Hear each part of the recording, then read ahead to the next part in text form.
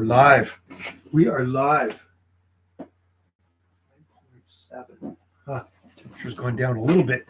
Anyway, guys, pop in and say hi. Man, that was fast. I got a watcher in there and I got a thumbs up and I just turned this thing on. 9 seconds into it. 10 seconds. I've been busy. I was out in the garden, and then I was working on my radio here, talking on the radio.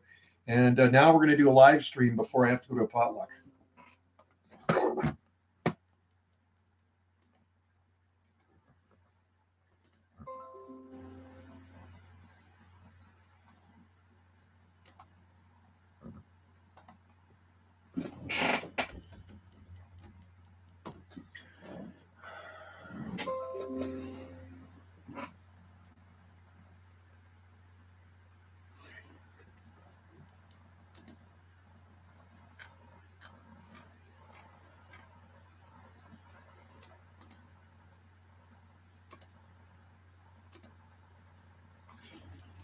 You guys pop in and say hi.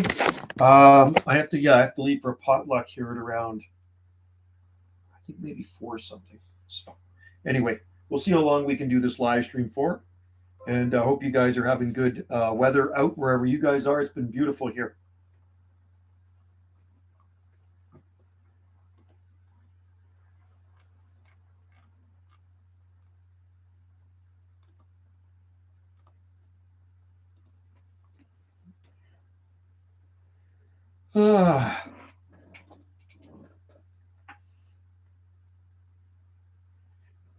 It's funny, I actually get more people coming into my live streams on my Jungle Joe C.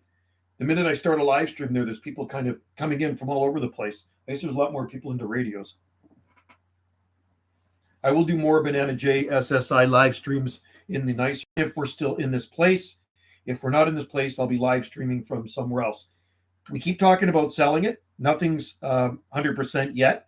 The plan is to go somewhere south, but Wendy's plan is I just like to leave Canada. But Wendy has different ideas. She would like to get a place on Vancouver Island and then maybe travel down to Mexico to see if we even like it down there. Me, I just want to get the hell out of here and just move down there. But anyway, that's her plan. And we kind of have to meet in the middle. So, I mean, that's a good idea, too. I mean, I don't know if I'd like living down there. I mean, it's all peaches and cream when you watch YouTube videos of tropical places. And then when you get down there, it's like maybe the grass wasn't so much greener on the other side. So anyway, like I said, her plan is like, buy something on Vancouver Island, coastal near the ocean, and downsize, and then travel down there, maybe rent down there for a bit. If this happens, right? It's all speculation right now. Nothing's 100%. But anyway, we do talk about putting the house up for sale. So we'll see what happens. We want to wait till the spring, though, when everything's looking super beautiful. And I think she wants to try putting it up for sale by owner first. If she's going to sell it, and I'll let her, she's good at that stuff. And put it for sale by owner and see what happens. And that way you don't have to pay a commission to the real estate. I mean, when you sell something here, the first 100,000, for the first 100,000, the real estate takes 6%. And then after that, it's 3%. So, I mean, they take a big chunk of money off. So, I mean, if you're to sell something for $1.7 million, that's a big chunk of change they're taking off of there. And that's change, the homeowner can use, put towards something else. So we'll see what happens. We'll keep you updated. We just never know, right? Anyway, Wendy's away up in the desert right now. She is in Oliver visiting her aunt. She flew up there yesterday morning. Yeah, she flew up there yesterday morning. And she's up there for a week, kicking back. Oliver on the lake. Okay, let's just see if my, let's put a video on here. Let's see if the music went on. And then I can make it.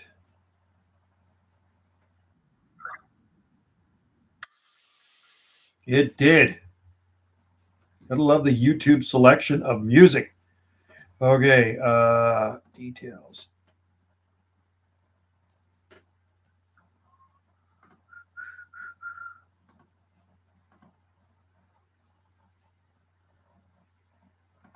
It is the 11th. It is. Oh, we're going to change the clocks ahead tonight before you go to bed.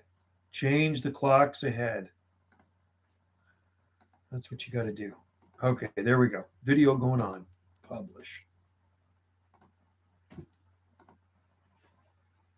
Anyway, guys, pop in. Don't be shy. Come in and say hi. Come in and say hi.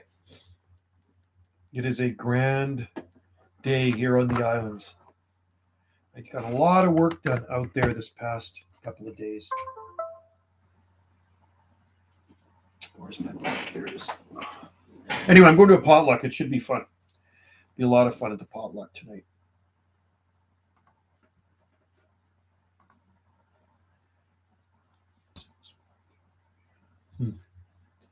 Sorry, guys. I'm just talking to myself here. Anyway, I was looking at the. I was in the greenhouse there. I was checking out the Parajubea, the Syroxylon, and the mule palm, and they're all doing very, very well. Very, very well. Considering the only heat in that greenhouse is Christmas lights in the winter months when it gets really cold, right? So it's amazing what C9 Christmas lights will do. They're 7-watt bulbs. And everything else in there looks good too.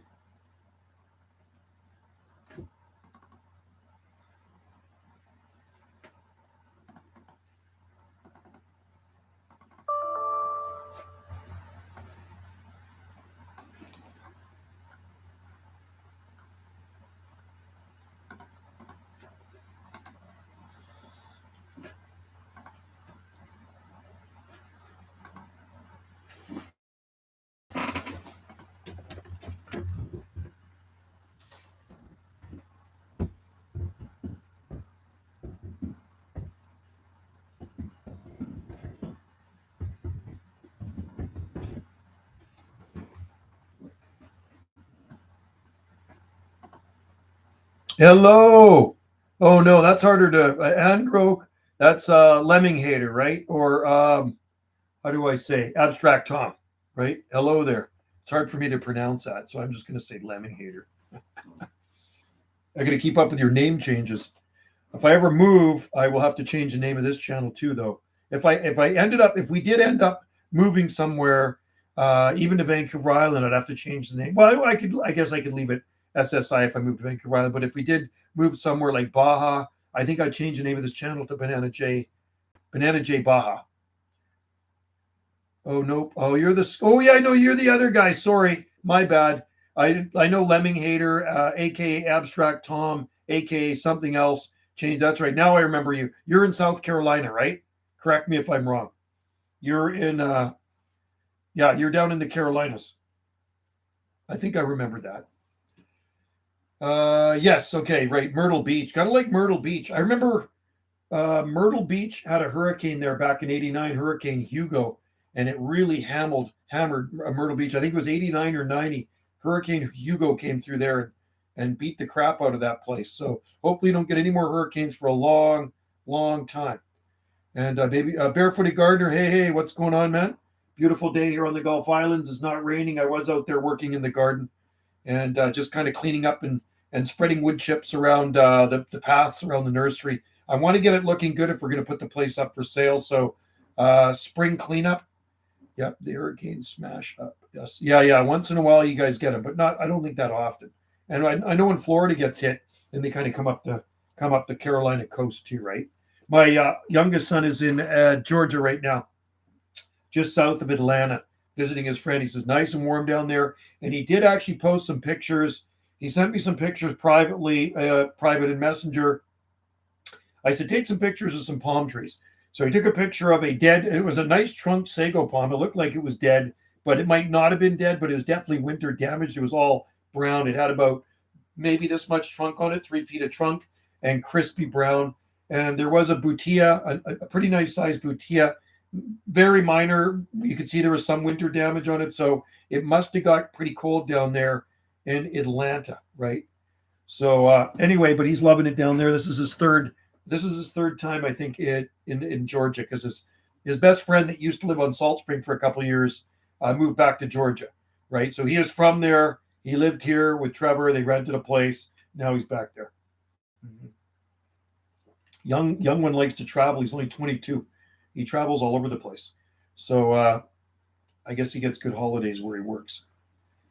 Most likely it wasn't dead. Masego was completely brown. Yeah, I'm guessing it was probably still alive too. It's probably already starting to push out. My tree fern here is starting to push fronds out too. I looked at it yesterday, and it's or was it this morning? I lose track of time. But anyway, you can see there's one already up about this much, and there's lots coming out of it. So if we did move to Vancouver Island and we bought a place there, I would take the tree fern with me. I think the tree fern and the needle palms I would take. Everything else stays. I would take a lot of potted windmill palms too, but and probably the potted date palms and all that stuff. But the tree fern, I think I would actually remove and bring it with me because it is big now. It's been there April 1994. I planted that, so it's coming up 29 years in the ground. And I posted a picture the other day on one of the sites. Somebody was asking me what the garden looked like when we bought this place. I says there was nothing. There was no garden here. It was a bare canvas. And when I planted that tree fern in April 1994, it was about maybe this much trunk on it, something like that. Now it's got 6 feet of trunk. Oh, somebody's dog's barking. Hang on. Dog's barking. Who's here? Who's here? What? Oh, Krista.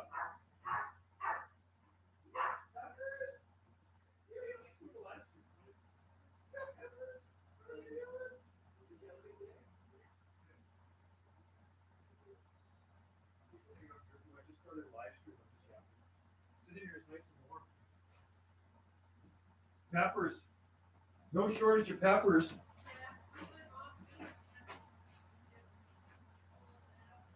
Well, we can eat them. We can do something with them. Okay, just Wendy's daughter. She's here. I tried 2 queen palms, and one is completely brown and barely leather is still green. Yeah, I have to actually check our mule palm out there. We have the Cyagrus cross Butia, and I actually have to check it out, see if the thing's still alive. So I can tell you one thing. We have 2 Phoenix in the ground, and you guys have probably seen the video from last year, the one that I put the 15 or 20 gallon nursery bucket over top. It actually survived. The other one actually survived too. I covered it up with a plastic bag, and I wrapped it with some burlap or whatever. It's a small one, and it survived. So I think they did pretty good for being in Zone 8B. Yeah, that's pretty cool. Yeah. And I mean, your Zone 8B is a lot different than our Zone 8B. You guys get a lot more heat down there, even in the wintertime. We don't get the heat in the wintertime. You know what I mean? It can be a 30-degree day Fahrenheit for, say, a low temperature, and then the high temperature, might only be 40 or something like that. I just got a few inches of snow shoveling up my sable miners. Several. No spear pull. They look, yeah, good. Wow, that's pretty cold. 0 Fahrenheit, minus 18. I just talking to on my radios here. I talked to a couple stations in Belfast, Northern Ireland yesterday, and they had snow. And it doesn't often snow much in Ireland. They had 6 inches of snow. And I talked to a guy in the Isle of Anglesey, Wales. And I've talked to the guy before. You can see the video gates on my other channel. And he said he had snow in Wales too. So they don't often see snow out there, right? But they did actually have snow. And it's mild. It's a very mild area, the UK, southern UK. And then you get into Ireland and that because they got the Gulf Stream current. But surprising to hear they had 6 inches of snow up in Northern Ireland, now Belfast. And there's a garden up there that grows lots of palm trees. There's Mount Stewart Gardens. Some of Ireland is, yeah, it is. It is absolutely 10A, especially if you get down into County Cork along the Gulf Stream there. There's date palms and everything growing down there, just like southern England. It's pretty amazing. It's like Salt Spring Island. Yeah, 10A. Yeah, even southern England is too. If you get into the Scilly Isles, that's like 10 something. It's absolutely insane for the latitude. You think of the latitude there, it is 49 degrees north latitude on the Scilly Isles off the coast of Cornwall, England, and they grow everything under the flipping sun there. It's absolutely mind-blowing. If you get a chance, go to YouTube and check out the Tresco Abbey Gardens on the Scilly Islands. It's about 28 and a half miles off the coast of Cornwall, kind of nestled into the Gulf Stream. And there are these islands out there. They're British Isles, in the British Isles. They're part of the UK. And they're surrounded by white sand beaches. And back in the day, back in the 1800s, Augustus Smith started these gardens on the Isle of Tresco. I don't know if it was in the early 1800s or mid 1800s, and he started planting, first of all, pittosporum hedges around a large area to stop the wind, and then he created these sheltered garden area to plant exotic plants. And the stuff there that he grows, that he planted, is beyond belief. It's just unbelievable. It's the stuff you would see growing in Southern California, but it's growing on the Scilly Isles. And I know people that have been there. I actually have a book sent to me from the Scilly Isles many moons ago, back in the 80s. I sent to them, and one of the gardeners sent me a publication, a colored, kind of like, I say, a program, but like a magazine book, and it has all the gardens in it. Yes, I've seen videos of the gardens. Wouldn't mind living. Yeah, it would be awesome. It would be super cool. The politics. It's kind of like Canada. I'm kind of done with it here, man. I don't like the politics here. I really don't like the politics, but I'm not gonna get into that. But that's why we've been eyeing up Baja California, right? Mexico. That's a different part. It's Mexico, but it's different than how would I say, on the other side of the Sea of Cortez. I call the mainland Mexico.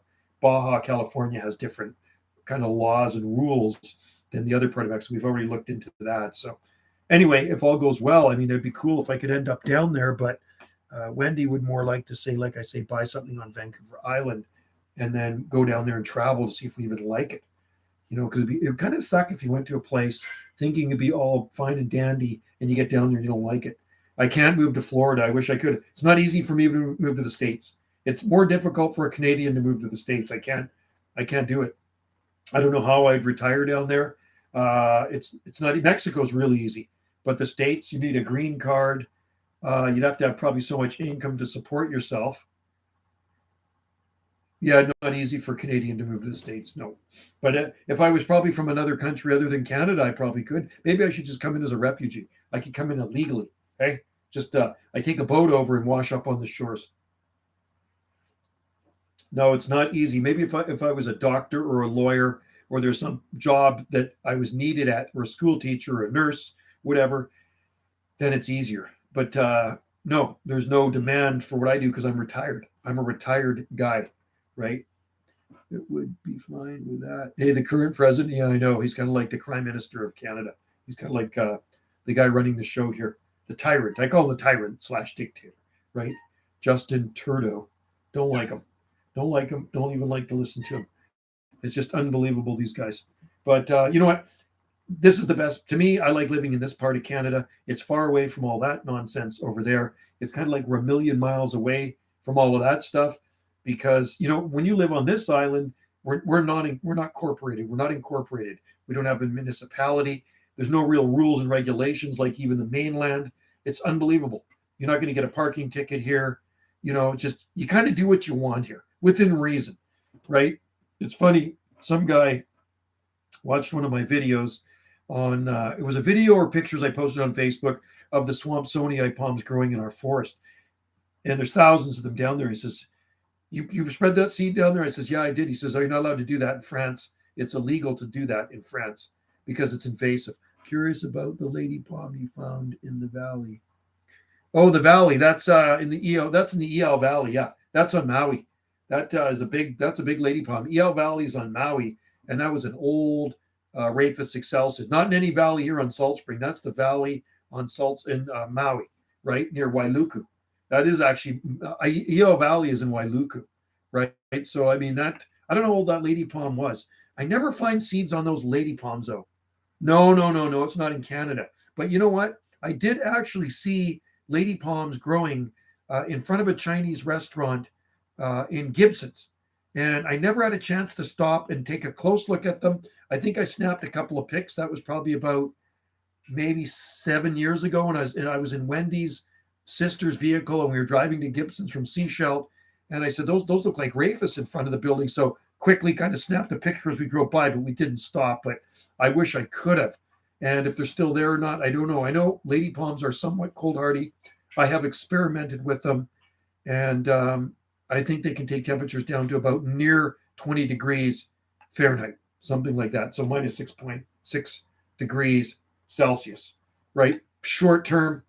And I'm sure an established palm will be better than a newly planted palm. right? Mm-hmm.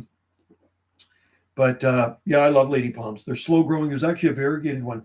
I was in a nursery on Maui one time, South Kihei Nursery, and I went in there to buy a plant for the Buddhist temple.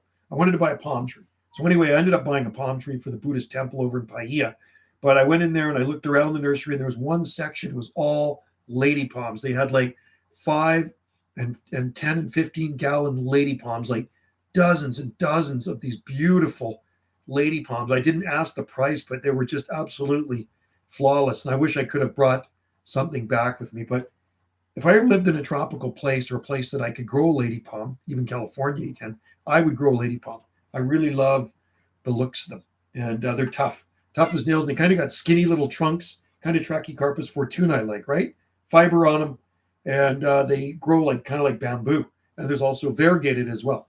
There's a variegated lady palm. Mm-hmm. Hey, Krista. I think your kitty's in here. Kitty. Krista? Your kitty's in the bedroom. Bravery. Anyway, yeah. Variegated ones are pretty cool, but they're more. One guy here in Myrtle Beach is trying some lady palms, and I think they would grow fine there. I really do. I don't think they would have a problem. They're beautiful. Yeah, they are. Yeah, they do kind of look Trachycarpus-like with like really pencil thin stems, right? So anyway, I experimented with one years ago. I think it was maybe it was in the 1990s.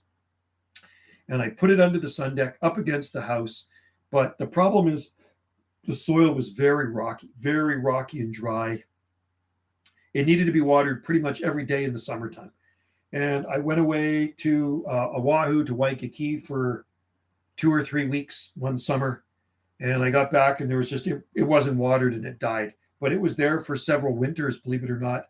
And right up against, under the overhang, under the sun deck, up against the house, against the foundation. I was just down at a nursery in Charleston and they had some.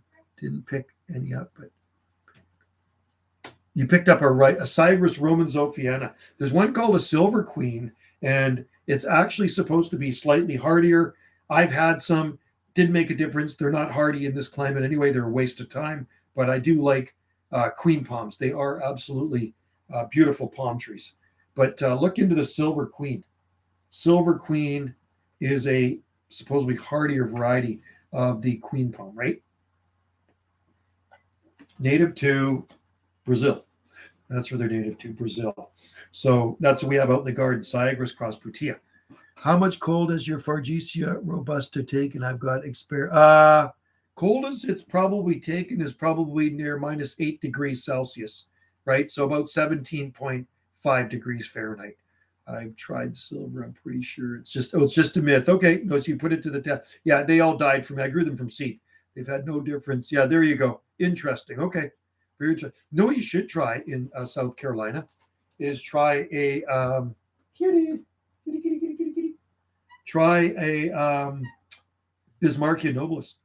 That's what you got to try. I think maybe Bismarckia might have half a chance somewhere in the best microclimates of South Carolina. What do you think? There has to be. They grow date palms there. They grow lots of different stuff in South Carolina, right? There's palmettos everywhere. I'm sure there's some queen palms. Yeah, I was just looking at eBay for some Bismarckia. Bismarckia are nice. And I experimented with that many years ago too at my last location on the mainland, but they don't like very much cold. Not the cold that we dish out here in Canada. I've seen some large queen palms downtown Charleston. So you know how mild it is in Charleston. So I would try Bismarckia. Absolutely. Bismarckia fry any J. These Bismarckia fry any W. Fry any W. Bismarckia fry any W. Whatever that means, I'm not sure. But I know what Bismarckia is. A palm native to Madagascar. And they're beautiful. A video will come on here Monday. I think it will show up on Monday on this channel. And you will see some nice Bismarckias. I think they're, in my opinion, one of the most beautiful palm trees on the planet, right? I like Latania, but a Bismarckia, man, are awesome. Here in Myrtle Beach, we have way more canary palms than people. Oh, I know there's lots. I've seen videos and pictures of the palms there. I love South Carolina. That's one place I really love the looks of, is Charleston, South Carolina, with all the old buildings and the palm trees. It looks like just a totally awesome place to live, man. I could totally live in South Carolina. I really like it. Hey, I wish I could. If I could move to the States, I would pick a free state. You know what I mean? South Carolina looks like a very nice place. I also am big on Arkansas, southern Arkansas, Texas, Florida. Tennessee would be good. I just don't really like tornadoes. And I think Arkansas might get tornadoes too. I don't think you guys get tornadoes, but you do get hurricanes. Here, the weather's pretty boring. Once in a while, you get a little bit of an earthquake. Put it this way, I'm going to be 59 at the end of this month, and I've lived through a few small little earthquakes, but nothing major, nothing to damage anything. Yeah, Charleston is a really nice place, so you're lucky to live there. And I like Virginia Beach too. I think Virginia Beach is a very nice area as well. No tornadoes.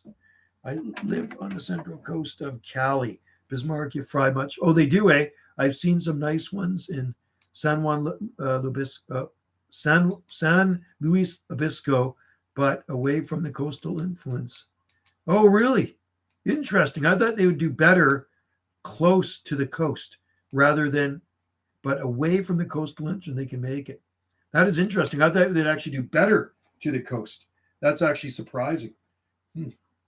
But I know they actually grow in Phoenix too, because I've seen pictures of Bismarckia growing in certain areas of Phoenix and in sheltered areas. Oh, they want the heat. Okay, yeah. So you're not going to get the extreme heat. And I've been down to coastal California. And yeah, I guess you're not going to get the heat. But although you say it doesn't work there, but you know what? In Newport Beach, California, there was a coconut palm tree, and it was planted in 1984, growing in front of the insurance place. They claimed it was the northernmost coconut palm on the planet. And it finally petered out. And I think it might have been from lack of water, but it was actually starting to get a pretty good trunk on it, right? Pretty good trunk on it.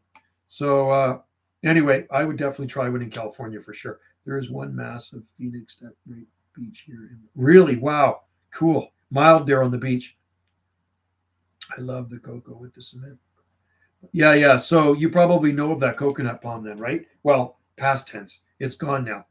And somebody planted in 1984. It was a good microclimate. And it was like a little insurance building there. And there are other coconut palms in Southern California. I know they exist. And I'm sure I actually saw one last time I was there. We were driving to Costa Mesa, and I saw one sticking up out of some guy's freaking garden. And said, that looks like a coconut palm. So I know Southern California is mild enough to grow a coconut palm. I don't know if it's going to get coconuts on it, but apparently there was one in Palm Springs or Palm Desert, and I think it might have fruited. I'm sure that's what Palm Planet said. I believe they grow near the Salton Sea. Coconut palms probably do, yeah. Egypt, they grow in Egypt.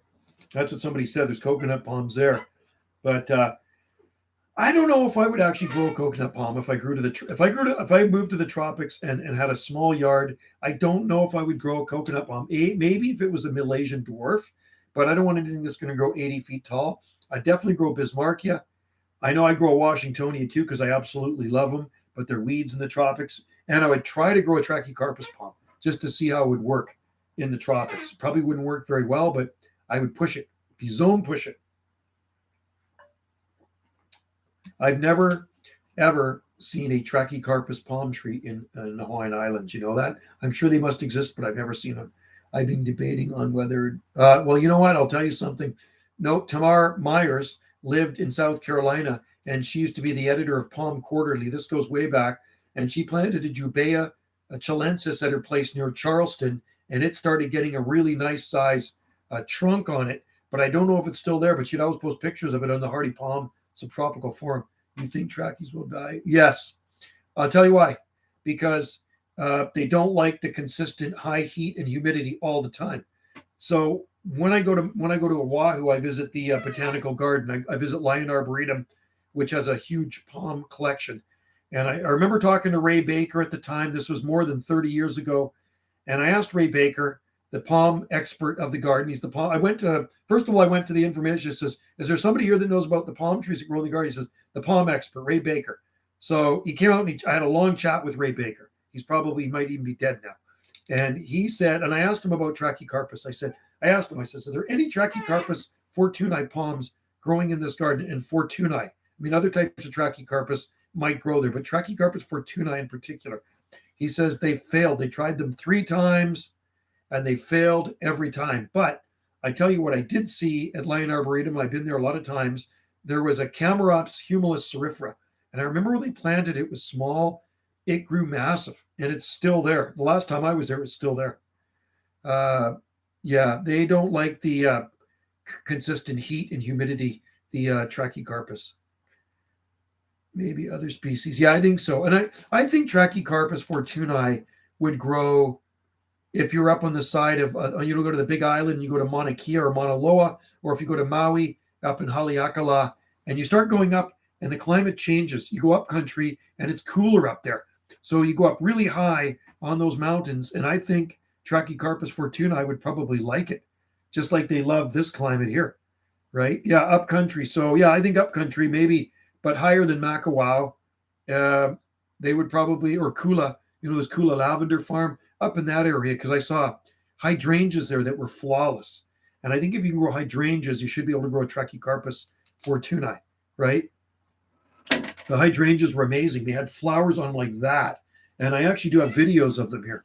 I have one small trachy in there. We had spear. No way. But you know what? That doesn't mean it's dead. Trachycarpus can bounce back so easily. So do not declare Trachycarpus dead after spear pull. I've seen them with major spear pull and kind of fermented and rotten inside. They still come up. What's the elevation on Maui where the cocos stop growing? I definitely didn't see any coconut palms up country. Kula lavender farm was at about 3,000. I think it was around 3,000 feet, and I don't remember seeing any coconut palms up there. But I did see royal palms up there. We went to the goat rocking. It was a goat cheese farm up there somewhere, and I remember the whole driveway lined with Roystonia regia. And I shot a video of it. I do have the video of it here. It was up country and some beautiful royal palms, but I don't remember seeing coconuts up there. And I remember mentioning it to Wendy. I saying, you know what? It's like a line on our island where maple trees stop growing. So we have native large leaf maples, and there's this line. You start going up, and there's no more maple trees. They stop growing. I don't know what it is. The climate's different up there. I don't know if it's the soil, but there's no maples. I poured hydrogen peroxide down the spray. Oh, it'll be fine. Even the hydrogen peroxide, that should be good. Mm-hmm. Keep us updated. Let us know how it's going. I think it'll be perfectly fine. Those Trachycarpus are so tough. Look at the one in our garden that got chopped down near ground level with a chainsaw, February 12th, 2021. I'll never forget that terrible day when I came home from work, and I went to look at the eucalyptus that they'd cut down in the back, and I see the palm laying down on the ground that they cut down. But there was that much trunk left sticking out of the ground, and it regrew back again. Royals are tough. There are many growing in super cool climates in Ventura. Yeah, they are tough. And some royals are actually, hey, Sander, how's it going? Good to see you in there, man. I decided to do a live stream on here. I've been doing a lot of video gates on Jungle Joe C. And I was talking to all over the place this morning. It's funny. I said, you know what? When I finish with the radio stuff, I got to get on here and do a live stream. I've been neglecting Banana JSSI. So I've been doing a lot more videos for Jungle Joe C. But anyway, good to have you out there. Hope the weather is good in Ontario. Actually, I talked to a guy in Ontario today. I finished talking with a guy in Europe, and he said it was about 5 degrees or something. So, but yeah, nice to see you too. It's about 9.7 degrees Celsius here. Remember, we have to change the clocks back tonight. And I think I'm going to change them before I go to the potluck. I have to go to a potluck today, a little bit later on, and I'm going to change all the clocks in the house before I go. That way, when I get home, I don't have to change the clocks, and when I wake up in the morning, they'll already be changed, right? So spring ahead 1 hour. And I was talking to a guy in Hawaii today on the Big Island in Hilo, and people like to tell each other the time when you talk to somebody in a far off place. And he said it was 9 a.m. Pacific time, 9 a.m. Hawaiian time there. And I said, it's 12 here, right? It's 12. When it's 9 a.m. in Hawaii, it's 12 p.m. here. But when we change our clocks ahead, they're only going to be a 2-hour difference, right? There'll be a 2-hour difference. from the time. Is that the way it works? Yeah, 2 hour difference. So anyway, yeah, do not forget to change your clocks. Everybody's got to change their clocks. I saw your video on how the Boutia Sea just don't make it that far north. Boutia. I saw your video on how the Boutia Sea just don't make it. That yeah, there are some nice Boutias on our island though. There's some big ones in private gardens have been there going on 30 years now with no protection. For some reason, they don't like my garden. They do not like Wendy and I garden. It's spear pull every time. Spear pull. And then I had one given to me about a month ago, but unfortunately, that lady left it out on the coldest days in December in a 5-gallon pot, and it went downhill from there. It was total. The pot obviously froze and it died. And the longest I've had a Boutia in the ground for is 10 years. And the 2008 winter nuked it. And I've planted other ones, and the spears pull on them. So I've given up on Boutia now. I'm done with Boutia here. More than 3 strikes. I've given them adequate amount of time. Usually I say 3 strikes, you're out. I've given them for probably 5 strikes. Now I'm done unless somebody gives me one. If somebody gives me a Boutia, I will plant it. But I'm not going to buy any more Boutias. I'm just going to stick to stuff that works here. Yeah, like down southeast to here near Long Harbor, there are some big Boutias in a private garden. And the trunk on them is probably, the biggest one's got to be just about as tall as me, the trunk. Boutia grow like weeds here. Yeah, they do. Yeah, they do. And they naturalize. They don't naturalize here, that's for sure. But yeah, Boutias in this spot, in this particular spot of the island, it's just, maybe it's too cold. It's colder than the other area where they grow right beside the water. We're about 900 feet from the ocean, and the Boutias growing in that garden are just feet from the ocean. So it makes a difference because feet from the ocean, it might be 1.5 degrees milder in the winter, which makes a difference, which you can and cannot grow on this island, right? So, yeah, I'll just stick with the hardier stuff. So we have Trachycarpus fortunei, Wagnerianus hybrids, Manipure, we have Camidorias, we have lots of sables, we have Rhipidophyllum. What else do we have out there? Camarops, we have lots of Camarops. We have Sable Cossierum, which is doing very well. We have Boutias growing like weeds in southern Ontario. I wish we had them growing like that too. Well, there are people that grow them in Ontario, but they do protect them. Pineapple Dan, I think, has a big one. Any luck with Brahia? No. Yeah. Actually, I had one in the ground for years, and it died in 2008. There is a nice one in Tofino, and I have videos of it here. My friend Brian has one in his garden, and there are some good-sized ones near Vancouver, but they do get protected when it gets cold. And I mean, the biggest one I know of probably has about 6 feet of trunk on it or so. And but they'll get protected if it gets ugly. Yeah, they need. You know what? If I tried Boutia again, which I'm not, I should have just hung some Christmas lights on it or something. Christmas lights probably would have helped. It's so funny. So we have two Phoenix. We have a lot of Phoenix canariensis. We have 2 in the ground. The Jubea chilensis froze in December 2021, but the Phoenix canariensis that I flipped a nursery bucket over top of, and I put some little insulation thing in there. No heat. You know those things to stop the sunlight from ruining your dashboard? I wrapped that around it, pushed a black nursery pot over it, expected the worst when I lifted that nursery pot up in the spring. Well, you guys have seen the video. It survived. So I'm going to unveil that palm in a couple of weeks. I'm going to go out there and I'm going to take the nursery bucket off. You got to leave your comments. What do you think? Do you think it survived another winter? I'm optimistic because it survived December 2021. We had that bad freeze for several days in late December 2021, and it survived it, and it actually had spear pull, and the spear came back. So it's growing. And then we have another one that I planted, and it made it. C9 really make it? Yeah, they do. Yeah, I have C9s that I heat our greenhouse with. So I have a strand of C9 7-watt bulbs, and they're hanging in there. And we have 2 fans. There's 2 fans going 24/7. And on the coldest days, I put those C9s on, and I've never lost anything in that greenhouse from cold. It just boggles my mind. Another thing that boggles my mind, in our cold frame, we have thousands of liner size, 2.5-inch size pots of palm trees. None of them freeze. I don't understand why those little pots don't freeze solid and die. Yeah, they're good. C9s are great, but you can't get them anymore. That's the thing. Like, where do you get a C9 bulb? I think people are done selling them. Everything's all LED now. And LED don't put out heat. Even the grow light I have a grow light in the basement over top of the some of the plants in there. Oh, Crappy Tire actually sells them. Is that right? They actually sell old school lights. We don't have a Canadian Tire here on our island, but there is one on Duncan in Vancouver Island. I have to check that out for next Christmas. But I don't really use them like for the plants out here. I just for the greenhouse. They work well. So well, that's interesting. Well, that's good that they sell them. Maybe they're just kind of clearing stuff out, old stock, right? Get rid of it all. I mean, C9 lights, you probably wouldn't want to put them all over your house because they use so much power. But for palm growers, experimenters, and even citrus growers, you can put C9 lights through your citrus and turn them on the coldest nights. And providing your power doesn't go out. If your power goes out, you're screwed. Do you ever have any power outages there? Because here we get a lot of power outages. In the wintertime, lots of power outages. And there's trees everywhere around here.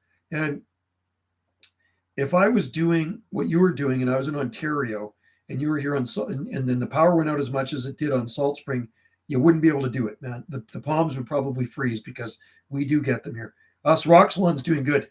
I was just looking at them in the green. I was looking at the greenhouse today. I actually shot a video of it and I'll try to upload it tomorrow. But we have one Roxalon Andean wax palm. You have a generator. Okay. Yeah, we have a generator too. We have a 4,500 or 4,600 watt Honda. Wendy got about maybe it was last summer. Beautiful generator, electric start. So, but I don't use it to generate anything for palm trees. It's just for fridges and more the freezers. If the power goes out, we want the freezers going so you don't lose all our steaks, right? But I know some people have generators. You got a Honda, good generator, and I like the key start on it. I just started it up today. I start it every so often. It's just sitting in the basement. So, but we haven't. Have you ever tried a Uruguay Queen palm? Well, I've tried Silver Queen and I've tried regular Queen, and I know they're from South America. I think aren't they native to like Brazil or something? No, I don't know if I've tried a Uruguay Queen palm, and I'm guessing Providence may make a difference, kind of like eucalyptus trees, right? I was in town yesterday and shooting a video of the snow gum. Somebody wanted seed from the snow gum, but there's no seed on the snow gum. It's full of flower buds. There's like 1 million flower buds on this huge eucalyptus snow gum, and all the other seed pods have dispersed. So I have to wait till probably fall to get seed. Some guy messaged me the other day, wanted to buy some seed, right? But I went and shot a video of it anyway. And then across the street is a huge Periniana I planted years ago, and a cider gum. Those get seed on them too. But the snow gum is so beautiful. It's just pure white bark. Have you ever tried growing? Oh, yeah. Boxwood. That's one plant I really don't like. Wendy likes it, but I don't really like boxwood that much. I'm not going to say I hate it. It's just like it's super cold already. But yeah, no, we have lots of little boxwoods in the garden. Wendy buys little 4-inch ones. So we have boxwood bushes here and there. They're not really manicured. It's like laurel. We have 30-foot tall cherry laurel trees in our garden. They kind of the leaves look like southern magnolia. They're big. I grew them from cuttings in the early 1990s, and they're massive. They self-seed everywhere like freaking weeds. They are used for hedges, but I just stuck a cutting here and stuck a cutting there, and now they're like these 30-foot trees. There's a stand of queen palms that comes from Uruguay. Strand. One guy, Myrtle Beach, is trying theirs. 18. Wow. Well, that'd be a good one to try. I don't know much more stuff I'm going to plant here. That's the thing. Like, if we keep talking about relocating, and if we're going to relocate, I'm not planting any more stuff here, but I will be taking some stuff with me if we did relocate to the Vancouver Island. If we move to Vancouver Island and then just travel to Mexico, like I say, needle palms are coming, and I wouldn't take any big palms, but I'd take lots of stuff from the nursery, and I would take the tree fern for sure. Dig the tree fern out. Can't leave my baby tree fern behind. Never. And the boxwoods will stay here too. 18 in the south is not the same as 18 in northern. 18. Exactly. It's true. It's not. Completely different. Because if you get 18 in the south for a low, your daytime temperature can get up to 40 degrees Fahrenheit in the day. If you get down to 18 degrees Here, with all the moisture, it might only get to 28 degrees or 25 degrees in the day. Completely different, yeah. No, not Costa Rica. We're done with that. We went through the whole thing, and then they brought the mandates in, so that fell by the wayside. But we're looking at Baja. We are definitely looking at Baja. So Wendy keeps thinking, this spring, try selling it by owner first, and then if not, then real estate. But the problem is with real estate, they take so much commission, right? That's the problem with real estate. They take too much commission off. So if you can do it yourself, it'd be easier, and it's easy to advertise too. But down in the Baja, maybe about 600 miles north of Cabo San Lucas on the Sea of Cortez and Laredo, that's a nice area. So I'm kind of eyeing that up, but nothing's for sure. And me, I just like to move down there. It's just about 50 here today. Yeah, Baja. Yeah. And you know what? The rules are different down there than regular. Baja California. Anyway, we're talking. It is talking. If you want to get out of Canada, right? I talked to Ireland yesterday, Cal, and it was snowing there. I talked to Wales today, and it was quite cool in Wales this morning.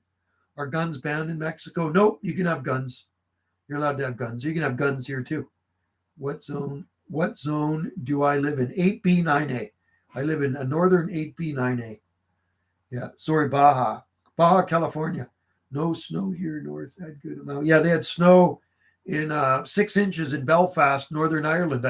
I talked to a few stations in Ireland yesterday on my radio, and I said, "How's the weather there?" And he says, Joe, there's snow." And I mentioned Mount Stewart Gardens near Belfast because there's lots of palm trees, big camarops growing up there too, and cordylines. And he knows about the palm trees in Ireland. How are your Camadori doing? Good. Camadori are fine. Yeah, we have 2 Camadori in the garden. We have the Microspade X, and we have the Camadori radicalis, right?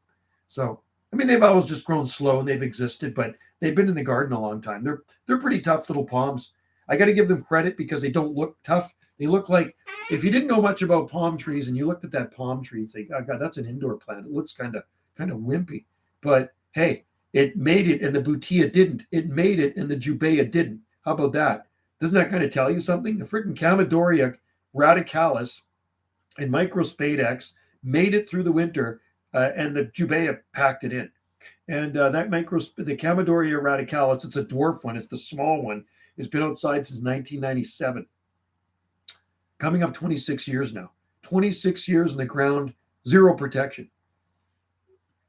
Yeah, did they get a bunch up in the mountains, Because I talked to a guy, and I talk to California all the time.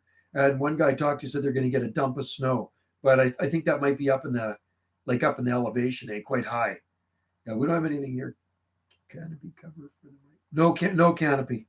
There's no, well, it's growing underneath some Trachycarpus palms, but it's kind of more open actually.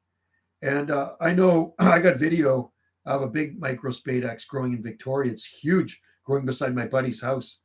Burbank, really? Holy crikey. That is crazy. Burbank, California. I've been through there. Wow, I didn't think it would be snowing there. Wowzers. Wow, that is nuts. Crazy weather. There was snow in Central Coast last week, anywhere above 1,000 foot. Wow, Central Coast. Unbelievable. Crazy weather. And you don't associate snow with coastal California. I associate snow inland California, when you get up higher. But yeah, even like Dusting Lake, to snow. Did it actually snow in San Francisco? I doubt it.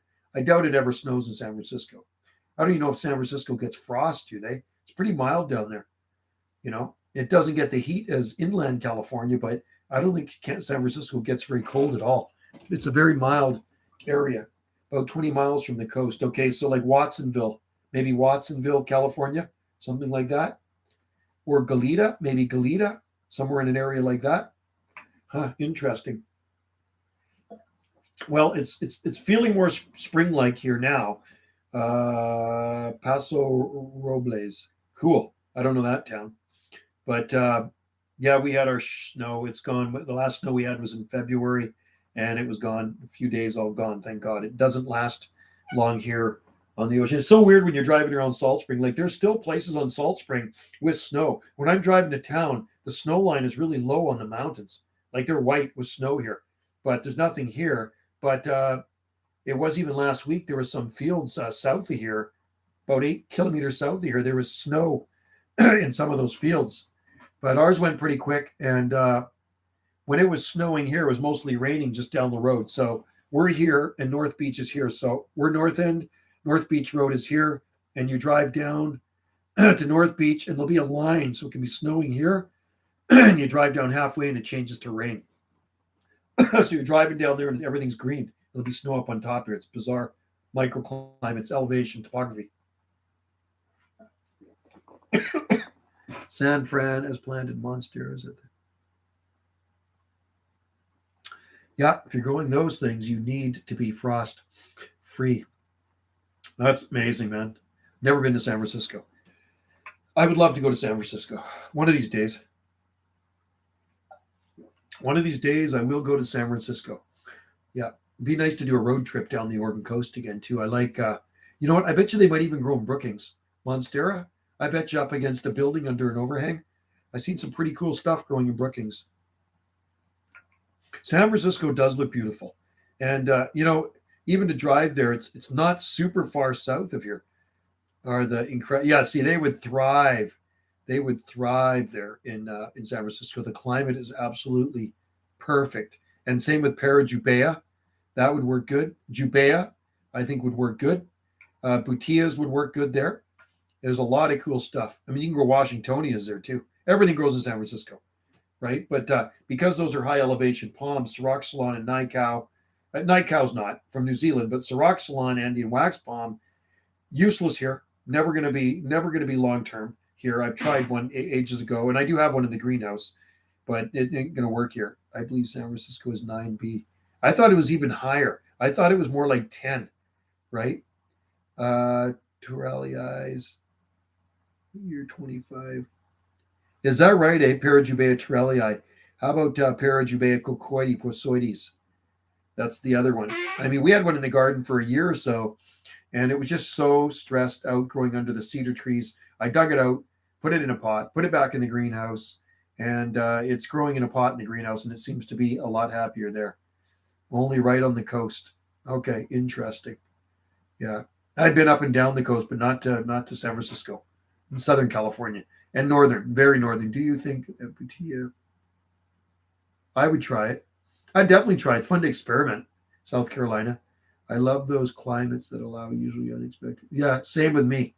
Barefooted gardener, yeah. And this says coccoides. So only right on the coast. Okay, so coccoides is less cold tolerant.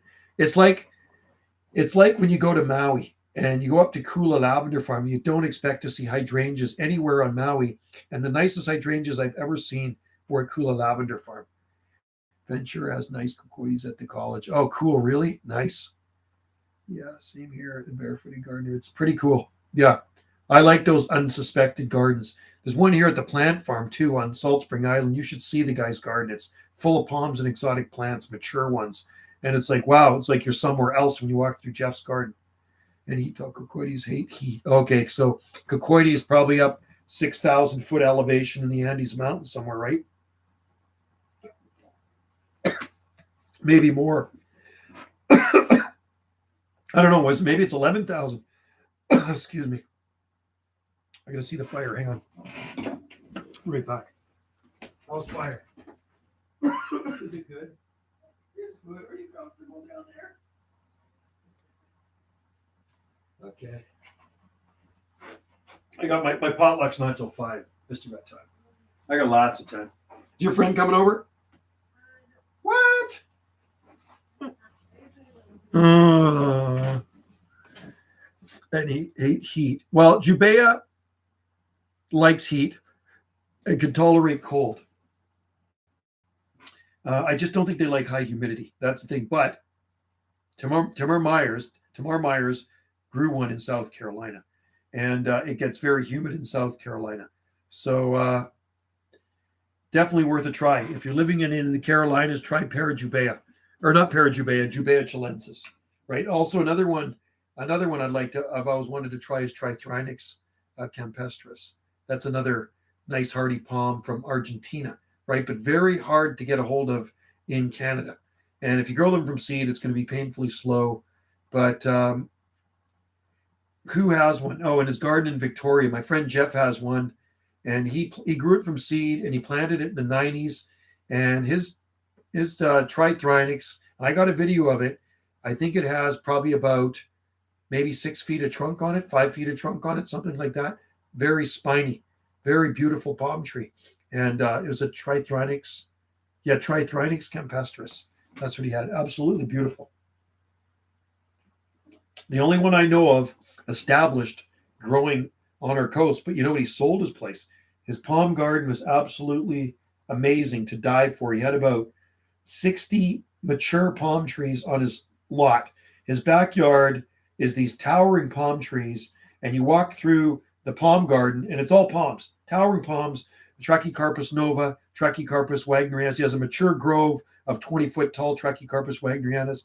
He had 3 jubaeas, the biggest one probably 6-foot height trunk. You can't even wrap your arms around it. And he sold his place. You going to try to get a Trithrinax? Cool, man. They're nice palms, Sandor.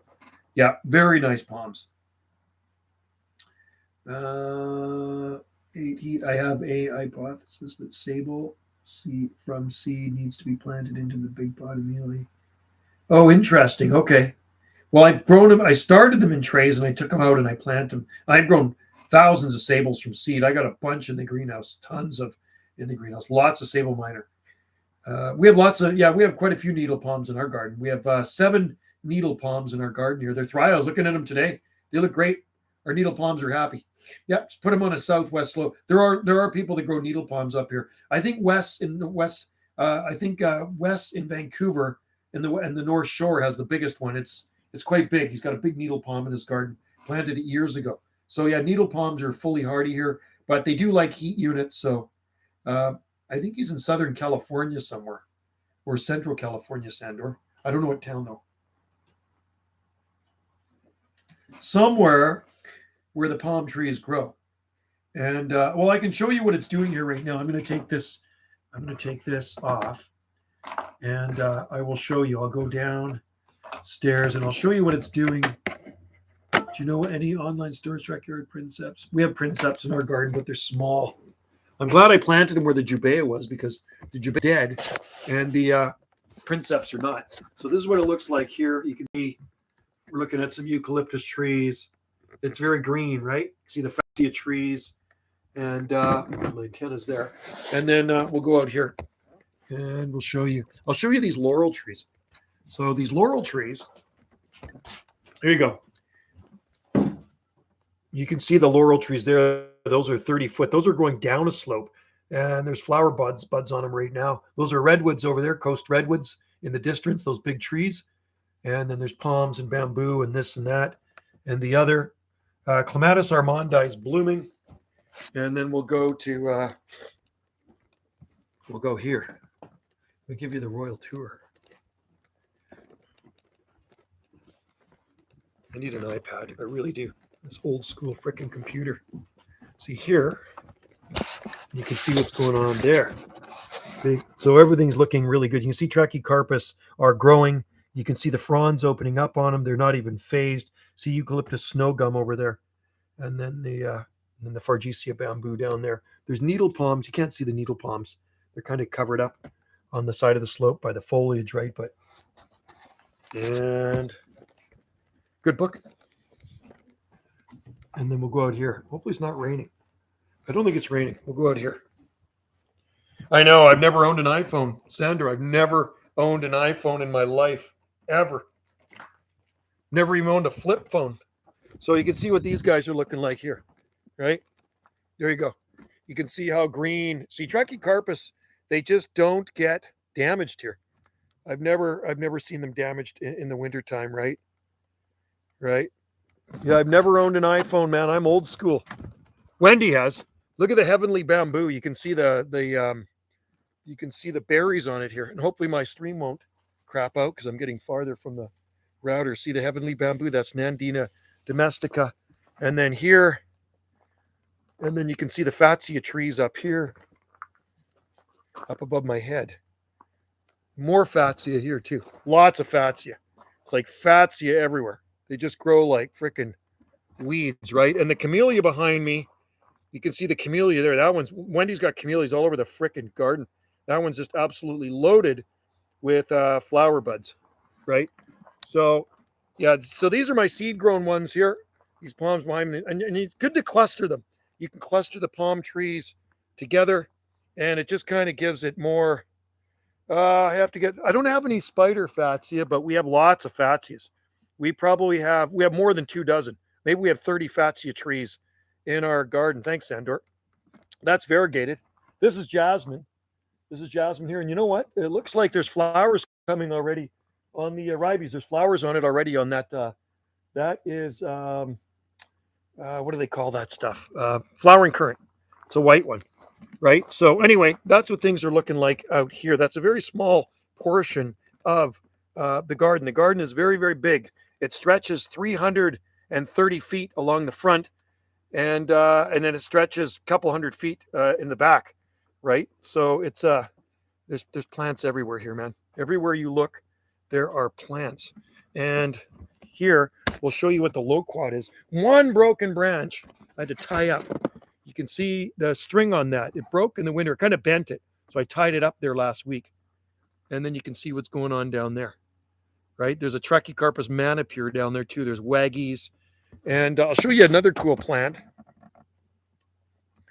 Water features. We have water features. We have a pond. We have a creek too. We have a creek in the back 40. Way back there, there's a creek and a pond. You can see I still haven't uncovered the Sable Cosserum is down there. And then there's a Guatemalan cherry in front of it, which is evergreen. And anyway, that's what things are looking like here. This far north on the Gulf Islands, right? So if we sell this place, hopefully somebody appreciates it as much as we do, right? You can see the lilacs are budded out. You can see they're all budded out now. And things do bloom early here. And this one here, this has got flower buds on it too. This one here is Daphne odora. I can see the colored flowers coming on it already right here. So lots of flower buds on that. And that just stays out in a pot, right? So there you go. It's quite nice out there. Should be out gardening. I should be out there. I should be doing a live stream outside. Bring your garden needs. Yeah. So, and Wendy does like water features. Her last garden at her other place was super cool. She had like 3 ponds and a creek going through her garden. So it was nice. Big ponds. And beside her ponds, she had big palm trees too. She had a lot of palm trees in her garden. We took all palms out of her garden except 2 palms, the biggest ones. I have to clean the screen, man. It's dirty, dusty. There we go. Get a dusty screen here. All right. So anyway, yeah, water features are pretty awesome. We have a pond in the upper garden here, and just a small one. And I did have fish in it for a few years, but they finally petered out. But in the back 40 of our property, we have a natural pond with a creek that flows through and it goes into the ocean. It goes across the street and into the ocean, right? So, and years ago I had fish in there too. But yeah, so that's how things are looking here, this far north in Canada, right? But if we did get a new place one day, yeah, a little water feature would be nice. I like the sound of water, right? Sound of trickling water is always nice. We can hear it back here in our creek. You can hear it cruising through the creek there, right? Especially after a rain. Oh man, it just gushes through there. And in that creek, in that pond is kind of natural, but there's water irises I planted years ago. They've taken over. There's skunk cabbage down there, and then there's giant petasites. Yeah, so Sandra, I think it's nice to have a water feature, like Barefooted Gardener suggests. It's you sit out there on a summer day with a cold brewski, and you listen to the water trickling into the pond, right? You could have like a little stream. You could make a stream and just pump, and it just recirculates it around. You could have some goldfish, and then you could plant some palm trees around your pond, right? Palms are the best thing to plant around ponds and pools because they're not going to be dropping leaves everywhere like messy deciduous trees. I can't believe people that plant deciduous trees around ponds. And yes, that's right. Cheers and beers. You think I can grow any eucalyptus? I would try. If you're going to try eucalyptus, the only ones I would try there is the Bougainvillei. And I would try, this is what I would try. Write this down. The Bougainvillei, Archerai, Parvula. Those are the ones I would try. Those are pretty tough trees. You could try Neglecta too, but the Bougainvillei is hardier than Neglecta. So those are the ones you want to try, right? They're higher elevation trees. And I don't know any that will ever survive anywhere in Zone 6 in Canada. There's not a hope in hell. I grew them in 8A, 8B, and they used to get whacked back hard in Zone 8A, 8B in British Columbia, southeast of Vancouver. I had eucalyptus there too, the Bougainvillei. It's called a Jonama snow gum. So this is what you look up.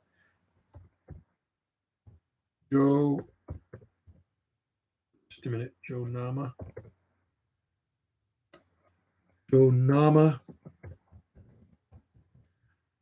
snow gum. I think that's how it's. I think, and if you look up Jonama snow gum, the Bougainvillei will come up. They're beautiful. I just posted some pictures on my Instagram page of a beautiful eucalyptus growing in town yesterday, and it's got the same type of trunk of Debuza. I don't think it is a Bougainvillei. I think it's a Niphophila. It's just a snow gum. The Jonama snow gum is native to the top of Kosciuszko, right? The highest elevations up there in Australia, so it gets quite cold up there. Let's try spelling the Bougainvillei. E.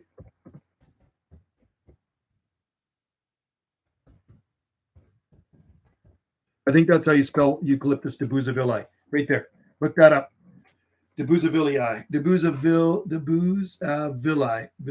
So that's it. It's a tough tree. We have growing in our garden right here. One out the back there, naturalized. There used to be more, but deer were eating them, so we ended up putting up a fence. But we do have some naturalized de Bougainvillei in our garden, and they're just a really beautiful tree. They're one of my favorite eucalyptus trees, besides, of course, the Eucalyptus dejlupta, the rainbow gum that's usually found in Indonesia and the Philippines. Mm-hmm. Speaking of Philippines, I did talk to the Philippines the other day. You're going to get that video on. Huh. Right. Philippines. So I got to look that up. Philippines. I got to get that on my other channel later on. But yeah, I don't know if a lot of nurseries actually sell them anywhere else, but here they would sell the Bougainvillei at the nurseries. Or you could grow them from seed, right? You could definitely grow them from seed.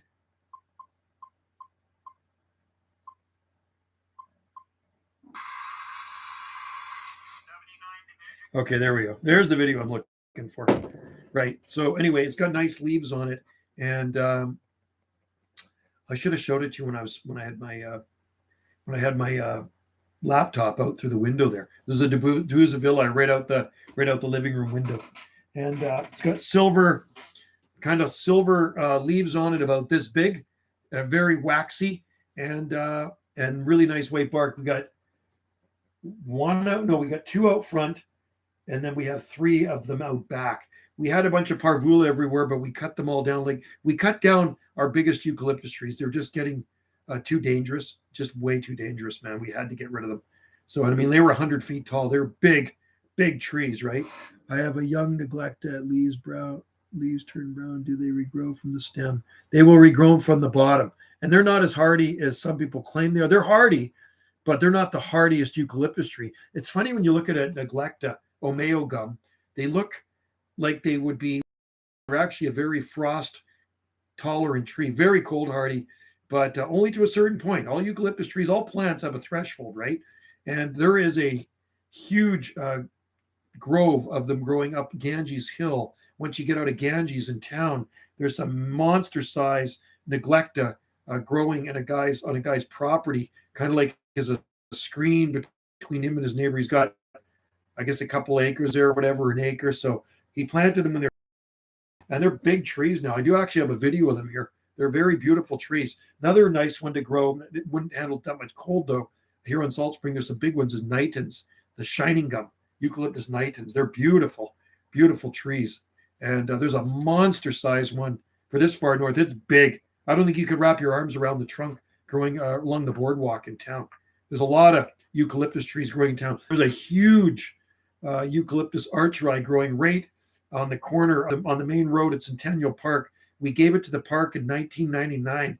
My buddy grew it from seed. It was just a twig, and it is huge. It's the tallest eucalyptus tree in the middle of town. It's like the centerpiece of our town is this eucalyptus archri alpine cider gum. It's just the branches on it are like this. I took some pictures of it the other day and posted them on my Facebook, and then I posted some on Instagram too. So if you're on Instagram, check it out. It's absolutely beautiful. So eucalyptus archri, eucalyptus parvula, caibiensis, not hardy enough. Passiflora is a good one. That's like a snow gum. We have lots of those out here.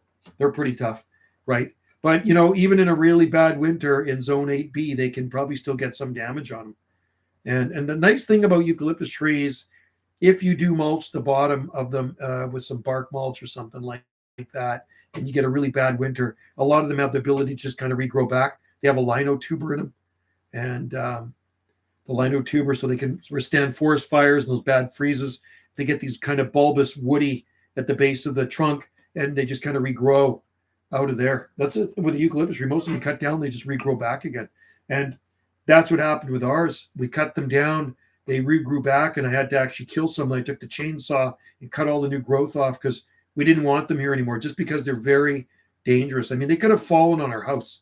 I did a stupid thing years ago, decades ago. I planted lots of baby eucalyptus trees all over the place close to the house, not thinking they would mature. Honestly, I was thinking, okay, a bad winter is going to take these things out. They kept growing and growing and getting bigger and bigger. And before you know it, they were 100 feet tall. The tallest ones were 100 feet tall. They're as tall as the native trees growing around the house. So on February 12th, 2021, we had to hire the arborist with their bucket truck. And the bucket truck wouldn't even reach to the top. And they cut them all down. And those stumps resprouted. I used the firewood to heat the house. Carve some tikis from it, though. But the stumps are out there. So if you ever come through this garden, you'll see how big these eucalyptus trees are. There's some big ones on Salt Spring Island, too. Some really big eucalyptus trees here. If you ever come to Salt Spring, I can point them out. At Garden Fair Nursery near Ganges, there's the biggest gunny eye I've ever seen, man. It is huge. It was planted about 37 years ago. It is absolutely gigantic. You could build a treehouse in this one.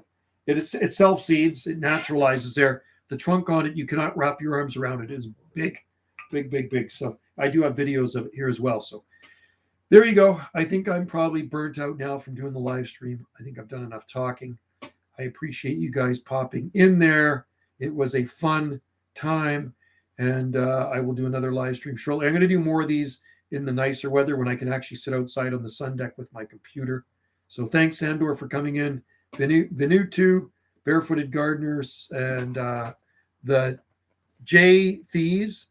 And who else is in there? The Andro Coatness Man in South Carolina. And if I missed anybody, I'm sorry. Cal in England. And Lil Stomper. Don't know where you are, but hey, thanks for popping in. So we had a few people in there today, which is good. I'm just kind of scrolling back just to make sure I haven't missed anybody out there. So we had a few people in there, which is a good thing. I'm going to go talk. I might do a live stream on my other one now, and we'll see. Or I might just rest. Anyway, guys, cheers and beers to all you guys out there. And stay tuned for another live stream. Thanks, Barefooted Gardener. I always appreciate you guys popping in. And like I say, my other YouTube channel, I've been doing a lot of live stream video gates on that one, Jungle Josie video gates. So anyway, take care, and I will see you next time. Shaka Wave from the Gulf Islands. And remember, have a good one, man. Andro Cotness, man. Remember to spring ahead tonight. Turn your clocks ahead 1 hour before you go to bed. I'm going to actually do that really soon. I might even do that now. I might even get out there. I think I'm going to do it now. It's 3:45 because I got to leave. I got to be somewhere at 5.